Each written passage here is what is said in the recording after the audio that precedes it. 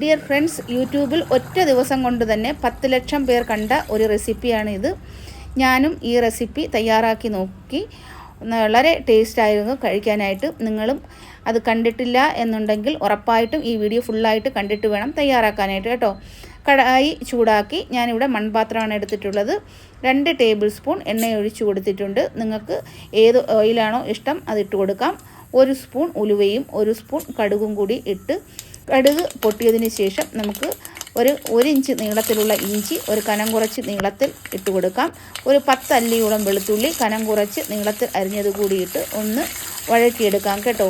ഇഞ്ചിയുടെയും വെളുത്തുള്ളിയുടെയും പച്ചമണം മാറി വന്നതിന് ശേഷം നമുക്ക് 2 പച്ചമുളക് ചെറുതായിട്ട് അരിഞ്ഞത് ഇതിലേക്ക് ഇട്ട് കൊടുക്കാം.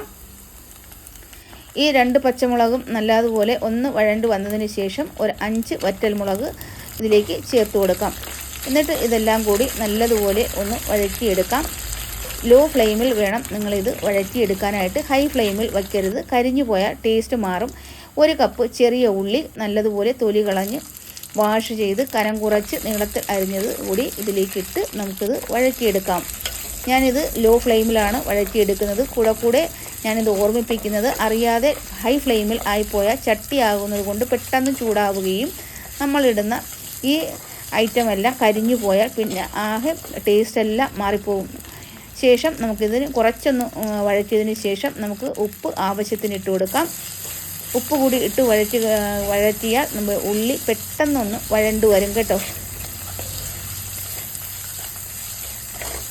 ഈ ഒരൊറ്റ കറി മാത്രം മതിയാകും നമുക്ക് ചോറുണ്ണാനായിട്ടും. വളരെ ടേസ്റ്റായിരുന്നു ഞാൻ ഇത് കഴിച്ചപ്പോഴേക്കും. എന്നിട്ട് നമുക്ക് കുറച്ച് കറിവേപ്പില ഇതിലേക്ക് ഇട്ട് കൊടുക്കാം. കറിവേപ്പിലയ്ക്ക് പ്രത്യേകിച്ച് ഒരു അളവൊന്നുമില്ല.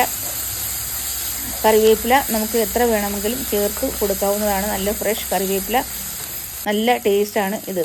1/2 ടീസ്പൂൺ മഞ്ഞൾപ്പൊടി ഇതിലേക്ക് ഇട്ട് കൊടുക്കാം.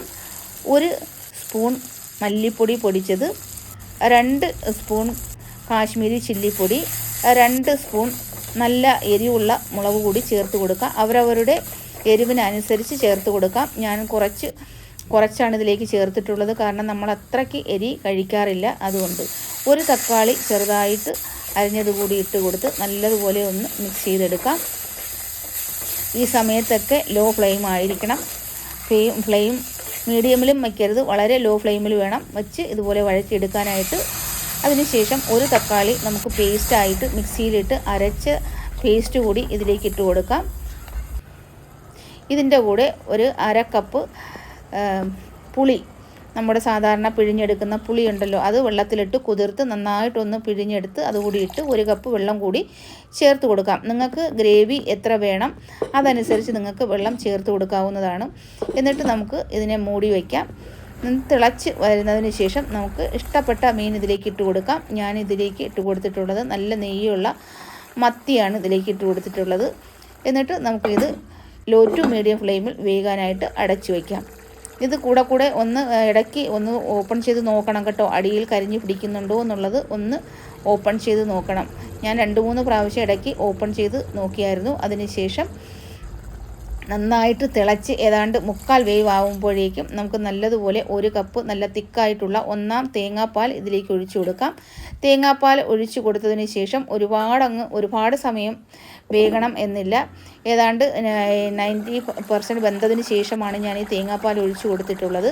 ഒന്ന് തിളച്ച് ഇതുപോലെ വരുമ്പോഴേക്കും നല്ല എണ്ണയും എല്ലാം ഇതിൻ്റെ മുകളിലോട്ട് ഇങ്ങനെ തെളിഞ്ഞു വരും. ആ സമയത്ത് നമുക്ക് ഫ്ലെയിം ഓഫാക്കി കറിവേപ്പിലയും ആവശ്യമെങ്കിൽ നിങ്ങൾക്ക് കുറച്ച് പച്ച വെളിച്ചെണ്ണ കൂടി ഇതിലേക്ക് ഒഴിച്ചു കൊടുക്കാം. പച്ച വെളിച്ചെണ്ണ ഒഴിക്കുമ്പോൾ കുറച്ച് ടേസ്റ്റ് കൂടി കൂടും. ഫ്ലെയിം ഓഫാക്കിയിട്ട് വേണം പച്ച വെളിച്ചെണ്ണ ഒഴിച്ചു കൊടുക്കാനായിട്ട് കേട്ടോ.